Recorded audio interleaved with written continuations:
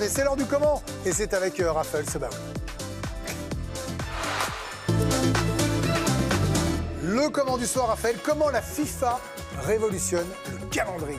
Alors tout d'abord, on va expliquer factuellement comment la FIFA donc révolutionne ce calendrier concernant les trêves internationales d'automne. Le modèle actuel, vous le connaissez, c'est 3 trêves internationales, une en septembre, une en octobre, une en novembre, avec à chaque fois 2 matchs à disputer. Désormais, c'est la colonne de droite. À partir de 2026, les trêves de septembre et d'octobre vont fusionner et ce sera uniquement au mois de septembre pour une durée de 16 jours au lieu de 9 pour jouer 4 matchs. C'est une décision qui, je pense, va faire l'unanimité. Comment cette révolution du calendrier va plaire à tout le monde? Mettons-nous à la place des acteurs du football. Tout d'abord, le joueur. Exemple, Marquinhos, capitaine du PSG, brésilien, qui doit, à chaque fois qu'il rejoint la sélection brésilienne, faire un long voyage aller-retour fatigant en partant en Amérique du Sud. Avec cette trêve en moins, le Brésilien va s'épargner un trajet aller-retour Paris-Rio de 1800 km. C'est l'équivalent de 24 heures de trajet aller-retour en moins. C'est un jet lag en moins. Marquinhos sera plus reposé, de quoi ravir le PSG. Justement, le deuxième acteur de cette révolution, le club. Exemple, le Paris Saint-Germain, qui certes, pendant 2 semaines en septembre, ne verra pas Marquinhos et les autres internationaux, mais du 6 octobre au 8 novembre 2026, Paris pourra travailler sereinement pendant 33 jours de suite, sans une coupure en octobre, comme auparavant, que du bonheur. Le club est heureux. Le joueur est content. Un dernier acteur va être ravi de cette évolution du calendrier, le sélectionneur. Imaginez à la rentrée prochaine, le sélectionneur de l'équipe de France, qui sera a priori cet homme, Zinedine Zidane, à la tête des Bleus, va avoir le luxe d'avoir à disposition ses joueurs 16 jours de suite. 16 jours de suite et non plus 9 pour travailler dans la durée, pour mettre en place ses principes sans courir avec le temps. Alors sélectionneur, joueur, club, tout le monde sera comblé en septembre 2026. Voilà comment la FIFA a mis tout le monde d'accord, va mettre tout le monde d'accord sur ce sujet. Et pour une fois, on peut mettre en avant cette bonne initiative de la FIFA. Merci Raphaël, qui cherche visiblement une place auprès de Gianni Infantino. Visiblement, Raphaël veut venir, veut aller dans le bureau ovale. Voilà, j'ai l'impression. Émilie, mais vu comme ça, sous cet angle-là, la prise de position de Raph, ça semble bon. Dit comme ça, on n'y voit que des avantages, tant pour les joueurs, les clubs et les sélectionneurs, ce que je trouve très bien. Après, du coup, forcément, je suis en train de me dire, il y a forcément quelque chose derrière. C'est-à-dire que tout ne peut pas. Vous cherchez le loup, là. Évidemment. Il y a une arnaque. Pardon, quand on parle de la FIFA, généralement, il y a quand même un loup derrière ou plus de matchs à venir. Donc, en tout cas, sur le principe, j'avoue que je n'avais pas du tout vu cette information, ou en tout cas, je ne l'avais pas interprétée comme ça. Elle était discrète, hein. Et par contre, alors que c'est une très bonne nouvelle et que même pour le respect des joueurs, on parle souvent des joueurs qu'on les écoute pas, etc. Est-ce que ça, effectivement, c'est pas mieux? En tout cas, moi, il faut quand même jouer les matchs. Oui, mais il y aura le même nombre de matchs. Est-ce que c'est contre ça? Attendez, j'y vais. Ah bon? Mais c'est plutôt pour ou contre? 16 jours pour le sélectionneur, 33 jours pour le club, pour être avec les gars. Pour le sélectionneur, ça revient à la même chose, puisqu'il a 4 matchs dans les 16 jours. Oui, donc mais... il n'a pas de temps pour préparer, il ne prépare que des matchs, c'est la même situation. Bon, Raphaël, vous à aucun moment, il a 5 ou 6 jours entre chaque match. Zizou sera content. Donc ça ne change pas grand-chose. Il ne travaillera pas. Il a son groupe, c'est pour 16 jours, il voit un peu comment les gars fonctionnent ensemble. Après, il y a ceux aussi qui ne sont pas sélectionnés, qui vont passer 15 jours à rien faire.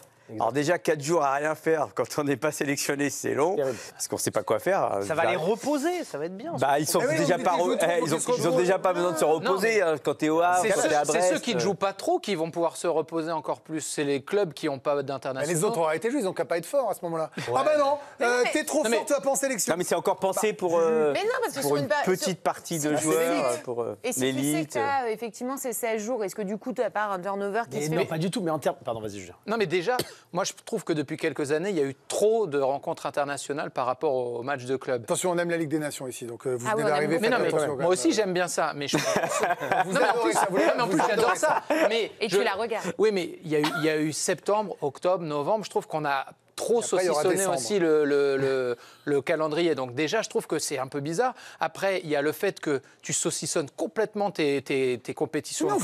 Mais non, vous mettez le club et une pause internationale. Mais oui, mais pendant 3 semaines, personne ne va voir... valeur de la sélection. Oui, mais vous êtes supporter de l'OM ou du PSG ou de Lille. Vous n'avez pas votre club pendant 3 semaines. Il y a quand même un truc...